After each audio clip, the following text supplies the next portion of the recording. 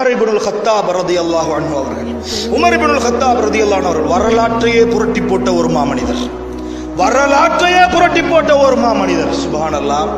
வரலாறுகள் பார்க்கிற நேரத்தில், உமர் ரலியல்லாஹு அன்ஹு வரலாறு படிக்கிற நேரத்தில் எங்களை அறியாமலே கண்ணீர் வழியும் சகோதரர்களே. அப்படிப்பட்ட பேர் சொல்லுகிற நேரத்திலேயே மெய் சிலிர்க்கிறது சகோதரர்களே. அப்படிப்பட்ட உமர், உமர் என்றால் உலகமே நடுங்கும். உமர் என்றால் அப்படி உச்சகட்டத்தில் உன்னதமான ஒரு மனிதர். இந்த உமர் ரலியல்லாஹு அன்ஹு அவர்களை மரணம் விட்டு வைத்ததா? சிந்தித்து பாருங்கள் அன்பார்ந்த இஸ்லாமிய சகோதரர்களே. எப்படிப்பட்ட ஒரு மனிதர் தெரியுமா? எப்படிப்பட்ட மனிதர் தெரியுமா? எந்த அளவுக்கு என்று சொன்னா, உமர் ரலியல்லாஹு அன்ஹு அவர்கள் ஓர் பாதையில் வந்தால், அல்லாஹ்வுடைய தூதர் ஸல்லல்லாஹு அலைஹி வஸல்லம் அவர்கள் சொல்கிறார்கள், உமர் ரலியல்லாஹு அன்ஹு அவர்கள் ஓர் பாதையில் வந்தால் ஷைத்தான் அடுத்த தெருவில் ஓட்டம் பிடிப்பான் என்றார்கள் அல்லாஹ்வுடைய தூதர். அப்படிப்பட்ட பவர்ஃபுல் அவருடைய ஈமான். அப்படிப்பட்ட மகத்தான ஒரு மனிதர் உமர் ரலியல்லாஹு அன்ஹு அவர்கள். உமர் ரலியல்லாஹு அன்ஹு அவர்கள் ஒரு இடத்துல என்ன செய்கிறார்கள்? அதாவது பலஸ்தீனுக்கு அபூ உபைதா ரலியல்லாஹு அன்ஹுடைய படையை அனுப்பி வச்ச நேரம், அவருடைய காலத்தில் படையை அனுப்பி வச்சாங்க ஒரு யுத்தத்திற்காக வேண்டும். பலஸ்தீனுடைய அந்த பைத்துல் மக்திஸ் பள்ளியை என்ன செஞ்சிட்டாங்க?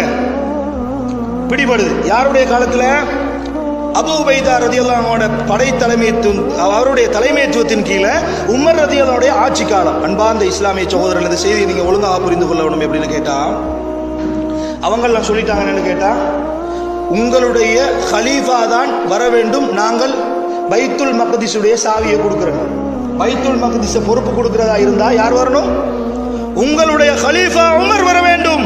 எதற்கு தெரியுமா? வரலாறுகளிலே பார்க்கிறோம் அன்பார்ந்த இஸ்லாமிய சகோதரர்களே, உமர் ரலியல்லாஹு அன்ஹு அவர்களை பற்றி அவர்களுடைய வேதத்தில் குறிப்பிடப்பட்டுள்ளதா? எதுல?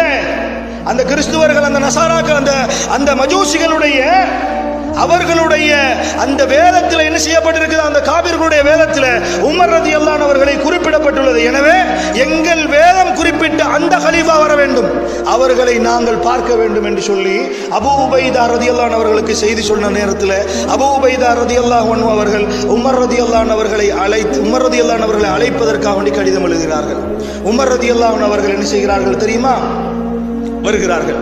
உமர் ரலியல்லாஹு அன்ஹு அவர்கள் வருகிறார்கள். வந்தா மிக நீண்ட நெடிய பயணம் சகோதரர்களே, மிக நீண்ட நெடிய பயணம் சகோதரர்களே, அன்பார்ந்த இஸ்லாமிய சகோதரர்களே. அப்ப இந்த பயணத்தில் என்ன செய்யறாங்கன்னு கேட்டா, அவரும் உமர் ரலியல்லாஹு அன்ஹு அவர்களும் அவருடைய வேலையாளும் சேர்ந்து தான் வராங்க. ஒரே ஒரு ஒட்டகம், ஒரே ஒரு வாகனம். அந்த வாகனத்தில் 2 பேரும் வராங்க.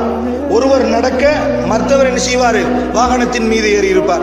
கொஞ்சம் தூரம் போகும், அதற்கு பிறகு இன்னொருத்தர் இறங்குவார், மற்றவர் ஏறிடுவார். கொஞ்சம் தூரம் வாகனம் போகும், அதற்கு பிறகு இருவரும் இறங்கி என்ன செய்வார்கள்? வாகனத்துக்கு ஒரு ரெஸ்ட் கொடுப்பாங்க. இந்த மாதிரி மிக நீண்ட நெடிய தூரம் அந்த பயணம் பைத்துல் மக்திஸ் வரைக்கும் என்ன செய்யணும்? பலஸ்தீன் வரைக்கும் வர வேண்டும் மதீனாவிலிருந்து. அன்பார்ந்த இஸ்லாமிய சகோதரர்களே, உமர் ரலியல்லாஹு அன்ஹு வருகிறார்கள். உமர் ரலியல்லாஹு அன்ஹு, சுருக்கமாக சொல்கிறேன், நீண்ட ஒரு வரலாறு இது. உமர் ரலியல்லாஹு அன்ஹு அவர்கள் வருகிறார்கள். வந்தால் அந்த நேரம் சுப்ஹானல்லாஹ், அந்த எல்லை மக்கள் எல்லாம், பலஸ்தீன் மக்கள் எல்லாம் காத்து கொண்டிருக்கிறார்கள். யார் அந்த உமர் என்று பார்ப்பதற்காக, யார் அந்த உமர் என்று பார்ப்பதற்காக காத்து கொண்டிருக்கிறார்கள். எல்லையில் வந்து அப்படியே மக்கள் புடை சூழ மக்கள் எல்லாம் சூழ்ந்து விட்டார்கள். எல்லை பகுதிக்கு வருகிற நேரம் உமர் ரலியல்லாஹு அன்ஹு அவர்கள் கீழே இறங்கி நடக்கின்ற அந்த நேரம், எல்லை கிட்ட வாகனம் வந்துட்டு உமர் ரலியல்லாஹு அன்ஹு அவங்க ஒட்டகத்திலிருந்து கீழே இறங்கி நடக்கின்ற டேர்ன், உமர் ரலியல்லாஹு அன்ஹுடைய வேலையால் மேலே ஏறி வருகின்ற டேர்ன். ஆனால் அதற்கு பிறகு வழியுமல்ல, அதோடு ஊர் முடிவடைகிறது, எல்லை வந்து அடைகிறது. இது ஒரு ஜனாதிபதி, ஒரு நாட்டினுடைய கலீஃபா, மூமின்களின் தலைவர், அமீருல் மூமினீன் என்று சொல்லப்படக்கூடியவர், மக்கள் எல்லாம் எதிர்பார்த்து கொண்டிருக்கிற தருணம், ஒட்டகத்துக்கு கீழே இருந்து நடந்து வருகிறார். அவருடைய வேலையால் ஒட்டகத்தின் மீது ஏறி வருகிறார். சுப்ஹானல்லாஹ்.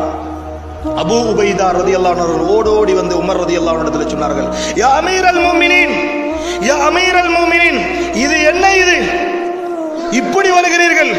அழுக்கான ஆடையோடு, ஒட்டு போட்ட ஜுப்பா ஆடையோடு, அதுவும் நீங்கள் நடந்து போகின்ற ஒரு நிலையில நீங்கள் ஒட்டகத்தின் மீது ஏறி வராமல், மக்களே உங்களை பார்த்து கொண்டிருக்கிற சந்தர்ப்பத்தில் நீங்க நடந்து வர்றீங்களே, யா அமீரல் மூமினீன்.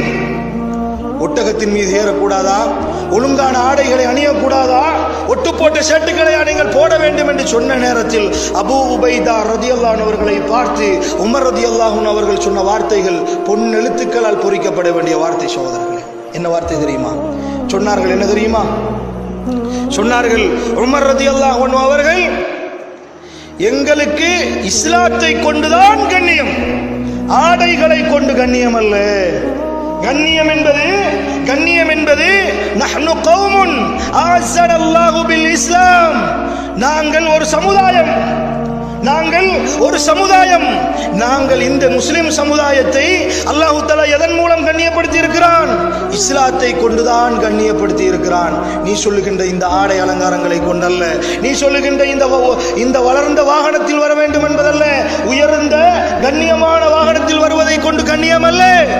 கண்ணியம் என்பது லா இலாஹ இல்லல்லாஹ், கலிமாவை கொண்டுதான் இருக்கிறது என்பதாக அந்த இடத்திலே யார் ஒரு மனிதன் இஸ்லாத்தை கொண்டு அல்லாமல் வேறொரு பகுதியில் தனக்குரிய கண்ணியத்தை தேடுகிறானோ அவனை அல்லாஹ் கேவலப்படுத்துவான் என்று சொல்லி உமர் ரலியல்லாஹு அன்ஹு அவர்கள் சொன்னார்களே. கொஞ்சம் யோசித்து பாருங்கள், எவ்வளவு பெருமதியான மகத்தான ஒரு மனிதர்.